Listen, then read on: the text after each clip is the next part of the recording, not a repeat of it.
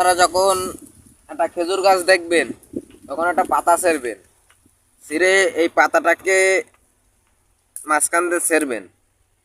ছিঁড়ার পরে এই পাতাটা আবার দুই ভাগ করবেন, করে এই পাতাটাকে আবার দুই ভাগ করবেন।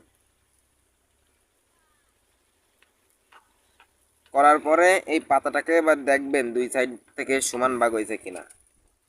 1 2 3 4, 1 2 3 4, এই 8 ভাগ কি করবেন? এই 8টা ভাগ হয়েছে না, এই 8টা ভাগকে আপনারা ফেলাই দেবেন। দেওয়ার পরে মানে এই ভিডিওটা বানাইছি আমার হাতে কোনো সময় ছিল আর কি, একটু বেশি সময় ছিল বলে আমি একটা পাতা ছিঁড়ে আপনাদেরকে একটু দেখালাম যে এই 8টা ভাগ আপনারা একটু ছেড়বেন, ছিঁড়ার পরে ফেলাই দেবেন। এই কোনো কাজ নেই একটা